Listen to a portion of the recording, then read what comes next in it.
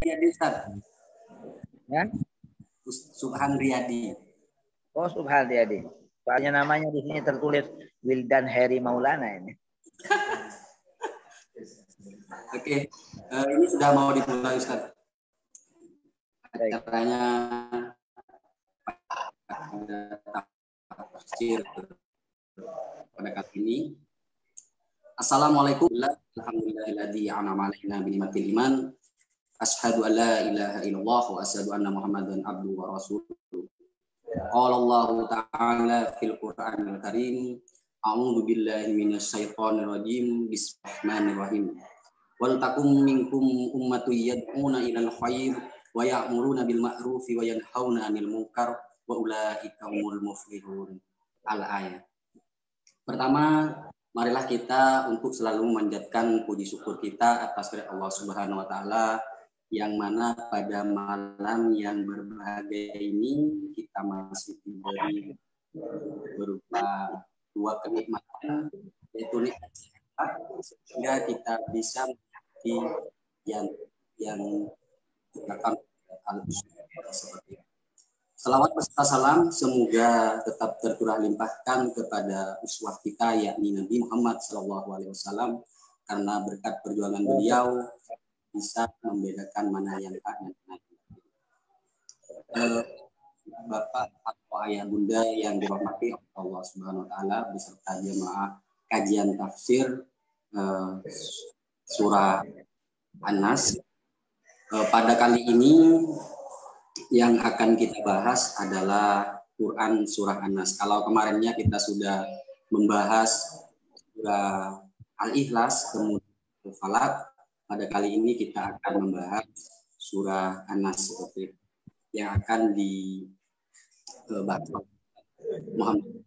Kemudian ayah bunda, mungkin ayah bunda mau menurunkan donasinya baik infak, bisa melalui nomor ini atas Bank BSI seperti itu, atas nama Yayasan Al-Uswah Center.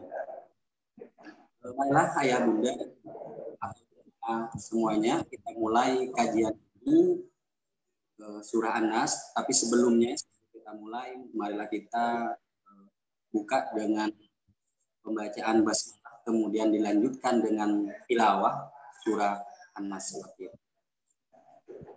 Bismillahirrahmanirrahim. Kita tilawah dulu surah An-Nas, ta'awudz basmalah. A'udzu billahi minasyaitonir rajim. Bismillahirrahmanirrahim.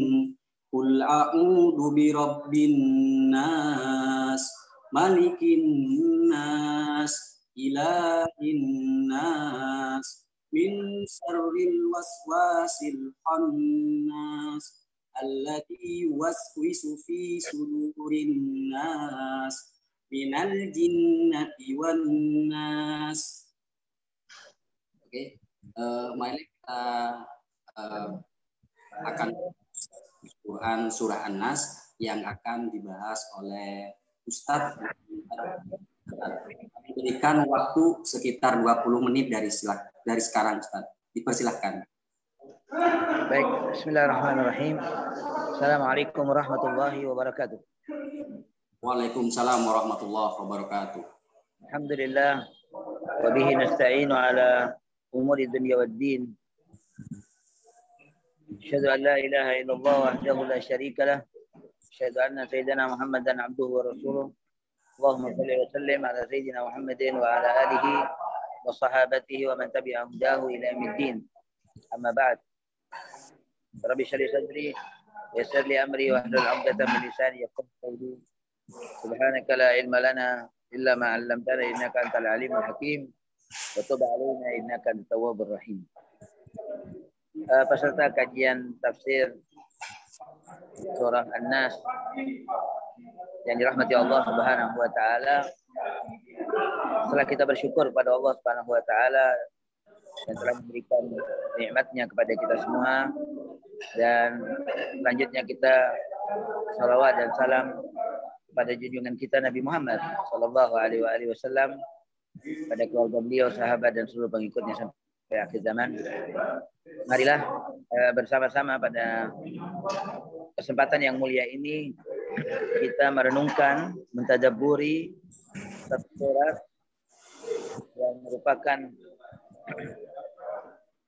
gandengan dari surah Al-Falaq yang sudah kita bahas sebelumnya, yang disebut sebagai Al-Mu'awwidhatain. Ini dua surat permohonan perlindungan kepada Allah Subhanahu wa taala. Surat yang akan kita kaji diberi nama oleh Nabi Muhammad sallallahu alaihi wasallam dengan surah An-Nas. An-Nas artinya adalah manusia. Kata An-Nas itu berasal dari 3 akar kata. Dia asal dari kalimat An-Nas, dari kata An-Nas itu berasal dari 3 akar kata. Yang pertama, kata An-Nas itu adalah keluar dari kata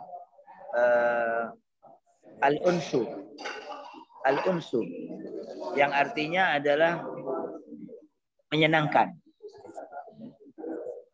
Itu maknanya bahwa jati diri sebagai manusia hendaknya menjadi pribadi yang menyenangkan kepada yang lain. Kehadirannya di tengah-tengah keluarga kita, masyarakat kita, dan segenap orang itu benar-benar kita menjadi pribadi yang diharapkan oleh mereka, ya, menjadi pribadi yang menyenangkan. Itu makna dari al-unsu. Yang kedua, kata An-Nas keluar dari kata An-Naus, An-Nausu, yang artinya dinamis, bergerak, aktif. Itu An-Naus. Sebagaimana Allah Subhanahu wa taala telah mengisyaratkan dalam firman-Nya, A'udzubillahi minasyaitonir rajim, ya ayyuhal insan, wahai manusia, kata Allah, innaka kadihun ila rabbik. Bahwasanya engkau adalah seorang yang bekerja keras. Jadi manusia itu identik dengan al-kadah, dengan kerja keras. Lalu Allah Ta'ala mengarahkan agar kerja keras kita semuanya tidak sia-sia, agar mempunyai nilai, bermakna semua kerja keras kita hendaknya kita tujukan kepada Allah Subhanahu wa taala. Innaka kadihun ila rabbik. Bahwasanya engkau adalah seorang yang bekerja keras menuju kepada Tuhan. Jadi orientasi kerja keras kita, usaha kita dalam hidup ini, jerih payah kita, ya, itu adalah kita arahkan kepada Allah Subhanahu wa taala Rabbul Alamin. Kenapa? Famulaki, karena nantinya kita akan berjumpa dengan Allah dan kita akan dimintakan pertanggungjawaban dari Allah Subhanahu wa taala. Yang ketiga, kata An-Nas itu berasal dari kata An-Nisyan. An-Nisyan yang artinya adalah lupa. Ini mungkin yang sering kita dengar, ya, bahwa manusia itu dinamakan An-Nas karena memang banyak lupanya manusia itu. Tetapi An-Nas itu sendiri seperti yang sudah saya kemukakan bukan hanya berasal dari kata Nisyan, tapi berasal pula dari kata al-unsu yang artinya menyenangkan, yang harus menjadi pribadi yang menyenangkan. Yang kedua adalah an-naus, seorang yang bergerak, aktif dan dinamis, tidak statis. Dan yang ketiga an-nisyan. Cuma sayangnya sekali lagi saya katakan yang sering kita sebut-sebut kata an-nas atau al-insan itu hanya berasal dari satu kata yaitu an-nisyan yang artinya lupa. Sehingga kadang-kadang sifat lupa yang ada pada diri kita sering dijadikan sebagai sebuah pembenaran atau justifikasi terhadap kelalaian yang terjadi pada diri kita. Sehingga kita sering mengatakan bahwa al-insan mahallul khata' wan nisyan. Bahwa manusia itu adalah tempatnya lupa dan salah. Dan itu memang benar bahwa manusia ini tempatnya salah dan benar, tetapi jangan sampai kemudian kesalahan yang kita lakukan itu kemudian kita pertahankan, apalagi sampai kita wariskan, ya. Jadi jangan sampai dijadikan sebuah pembenaran terhadap kesalahan-kesalahan dan kelalaian-kelalaian yang terjadi pada diri kita. Itu kalau kita lihat dari penamaan dalam surat ini disebut dengan nama surah An-Nas. Itu kalau kita pahami dari kata An-Nas. Jadi luar biasa, sangat dalam sekali makna An-Nas. Jadi Allah Subhanahu wa taala setelah di dalam surah Al-Ikhlas, surat yang pertama yang kita kaji, memperkenalkan dirinya kepada kita sekalian tentang siapa Allah Subhanahu wa taala, bahwa dia adalah zat yang Maha Esa yang tidak ada duanya dan tidak ada taranya, ya tidak ada bandingannya.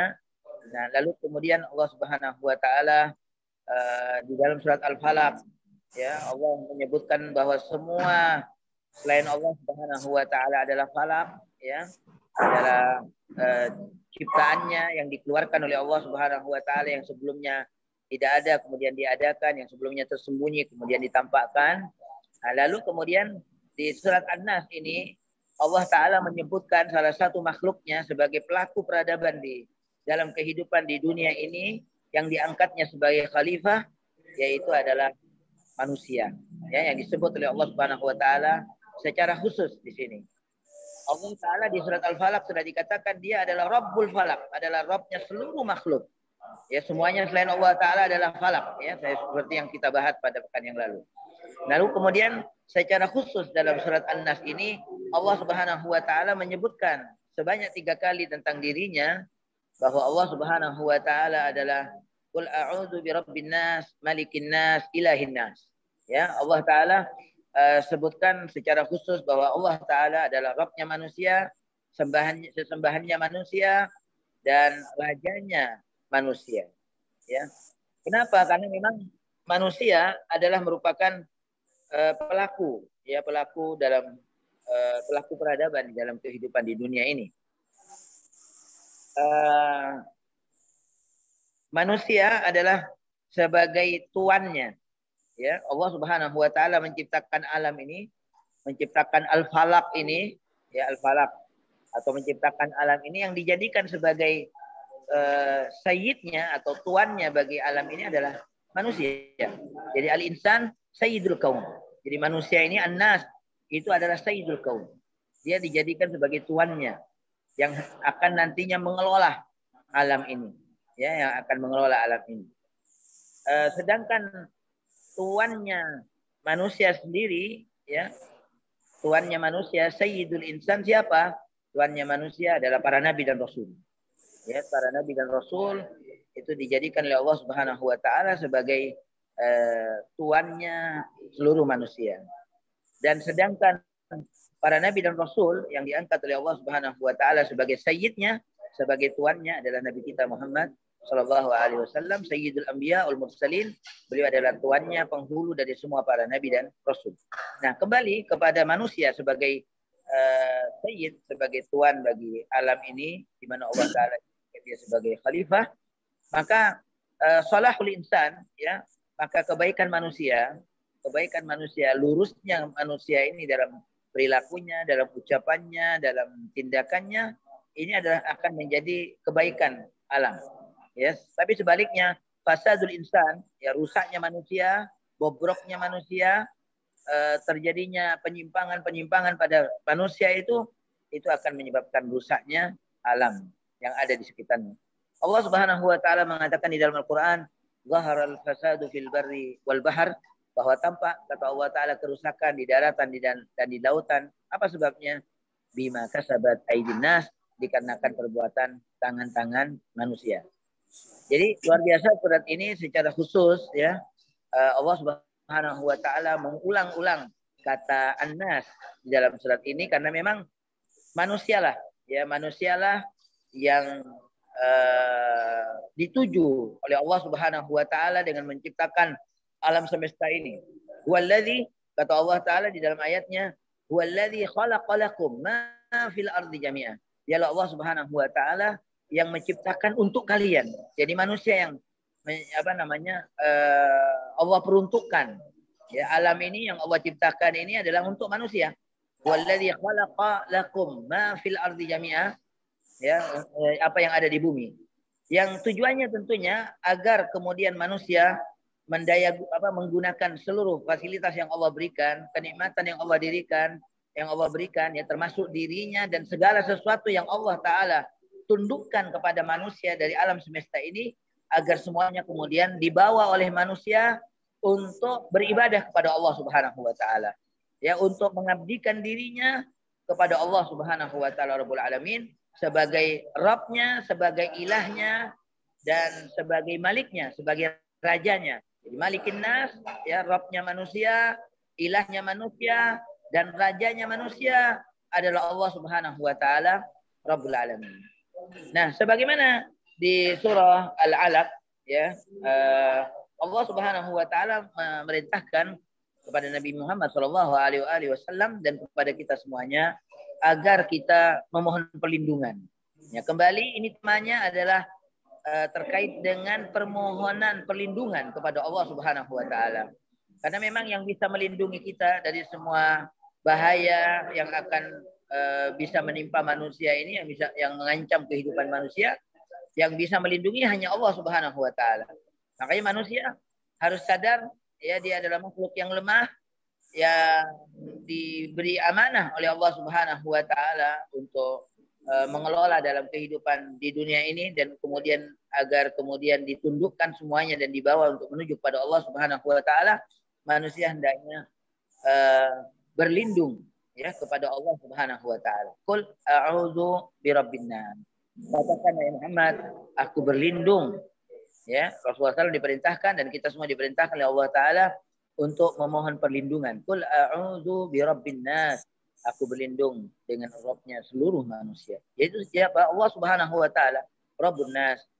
Ya, qul a'udzu birabbin nas, malikin nas, rajanya seluruh manusia.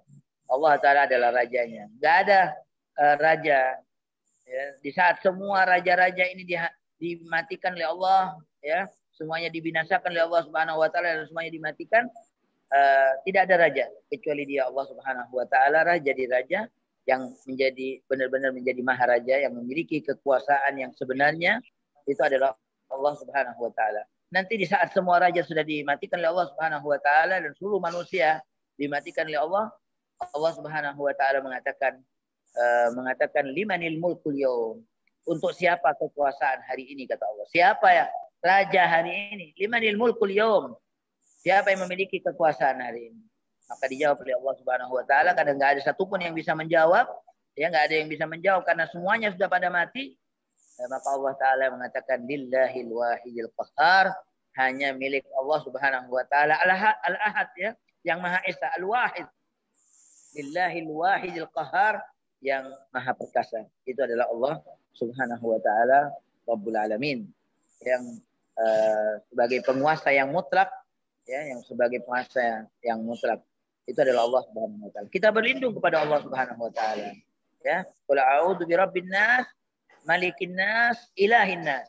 Dia adalah ilahnya, Allah taala adalah ilahnya, yaitu ma'bud. Al-ilah artinya adalah al-ma'bud, yaitu yang disembah, yang dengan sebenarnya, yaitu adalah Allah Subhanahu wa taala. Di mana la ma'budah bihaqqin illallah, ya, tidak ada yang disembah dengan sebenarnya kecuali Allah Subhanahu wa taala.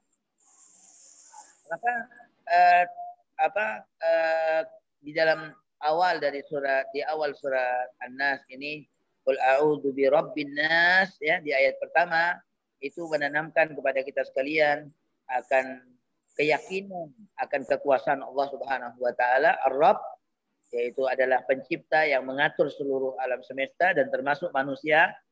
Dan yang kedua adalah Malikin Nas, yang memiliki kekuasaan yang mutlak, ya, kekuasaan yang sangat luas, yang sangat besar, yang maha agung, ya, karena kekuasaannya itu meliputi segalanya, ya. Kemudian yang ketiga yaitu Ilahin Nas, itu menanamkan keyakinan kepada kita sekalian bahwa Allah Subhanahu wa taala adalah ilah dan tidak ada ilah selain Allah Subhanahu wa taala. Ilah artinya adalah al-ma'bud, yaitu yang disembah.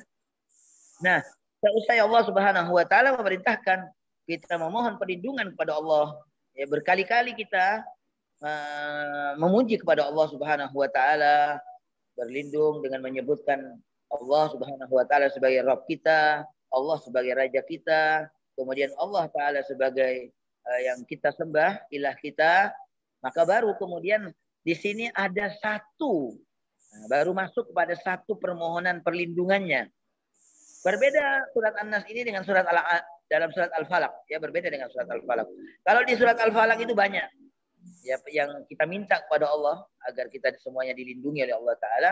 Sedangkan di surat Al-Falaq perlindungannya hanya kita minta kepada Allah hanya dari satu hal, yaitu adalah min syarril waswas, yaitu kita berlindung pada Allah Subhanahu wa taala dari kejelekan dan kejahatan al-waswas, yaitu adalah pembisik. Ya, pembisik yang alladzi yuwaswisu fi sudurin nas, yaitu syaitan. Ya, setan yang membisikkan di dalam hati manusia, di dalam dada-dada manusia. Alladzi yuwaswis fi sudurin nas. Jadi kata Allah Subhanahu wa taala min syarril waswasil khannas, dari bahayanya syaitan al-khannas. Al-khannas itu artinya adalah al-mutaraddid. Al-mutaraddid artinya yang mondar-mandir, yang keluar masuk. Jadi di dalam hati manusia, ya di dalam hati manusia ini ada jendelanya syaitan. Ya, ada jendela syaitan. Yang kemudian syaitan selalu keluar masuk melalui jendela tersebut. Ketika manusia lupa kepada Allah, setan akan memasuki jendela tersebut. Tapi ketika kita ingat sama Allah, dia keluar. Ya, setan itu lari. Jadi kullama dzakara khanasa. Jadi setiap kita ingat sama Allah, dia lari. Tapi ketika kita lupa kepada Allah Ta'ala, kullama nasiya, setiap kali kita lupa kepada Allah, dakhal. Dia masuk. Makanya setan di sini oleh Allah Subhanahu wa taala disifati dengan al-khannas. Al-khannas itu artinya adalah al-mutaraddid, ya, yang mondar-mandir. Di mana? Ya di dalam hati manusia. Keluar masuk hati manusia. Dia membisikkan, ya, sesuatu di dalam hati manusia. Alladzi yuwaswisu fi sudurin nas. Membisikkan keraguan akan Allah Subhanahu wa taala, akan kekuasaan Allah, ya. Dan segala sesuatu yang dalam rangka syaitan menyuruh kepada kejelekan dan kemungkaran, ya, menjanjikan kepada kita akan kefakiran dan lain sebagainya dari bisikan-bisikan yang dibisikkan oleh manusia, oleh syaitan di dalam hati manusia. Alladzi yuwaswisu fi sudurin nas minal jinnati wan nas. Dari jin, ya, karena syaitan itu ada dari bangsa jin, ya, dan juga ada dari bangsa manusia. Ya, dari bangsa manusia yang bekerja sama dengan jin, ya, dengan makhluk jin yang dalam rangka untuk menggoda manusia, menyesatkan manusia dari jalannya Allah Subhanahu wa taala. Masih ada waktu, Ustaz? Sudah, Ustaz. Oh, oke. Ya, insya Allah kita akan lanjutkan, masih panjang sebenarnya pembahasan surat An-Nas ini. Jadi intinya bahwa di dalam surat An-Nas topik utamanya adalah terkait dengan permohonan, ya, permohonan pelindungan kepada Allah Subhanahu wa taala, yang di sini ta'awudnya, permohonan pelindungannya itu secara khusus, ya, yaitu adalah dari syaitan yang membisikkan sesuatu di dalam hati manusia atau di dalam dada manusia. Mudah-mudahan kita semuanya selalu mendapatkan lindungan Allah Subhanahu wa taala, dan Allah taala di dalam ayat yang lain juga memerintahkan kepada kita sekalian, khususnya ketika kita akan membaca Al-Qur'an, ya, kata Allah taala, wa idza qara'tal qur'ana fasta'id billahi minasyaitonir rajim. Apabila engkau akan membaca Al-Qur'an, hendak membaca Al-Qur'an, maka mohonlah perlindungan kepada Allah Subhanahu wa taala dari syaitan yang terkutuk. Ya, jadi Allah Subhanahu wa taala memerintahkan kepada kita sekalian, ya, untuk memohon perlindungan kepada Allah dari syaitan. Demikian mungkin apa yang bisa saya sampaikan. Mohon maaf, mudah-mudahan kita bertemu lagi insyaallah pada hari esok. Al-afwu minkum. Assalamualaikum warahmatullahi wabarakatuh. Waalaikumsalam warahmatullahi wabarakatuh. Terima kasih Ustaz Muhtar.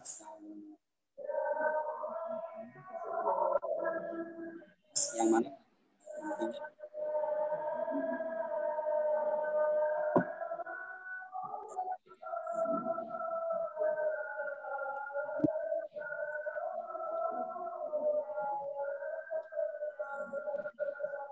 Isinya bisa menyalurkan penelitian atas nama Yayasan Al-Uswah Center seperti itu. Untuk atau acara selanjutnya itu penutup. Marilah kita tutup acara kajian tafsir kali ini dengan pembacaan hamdalah, kemudian lanjutkan dengan surah penutup. Allahumma wa bihamdika asyhadu an la ilaha illa anta astaghfiruka wa atubu ilaik. Assalamualaikum warahmatullahi wabarakatuh. Waalaikumsalam warahmatullahi wabarakatuh.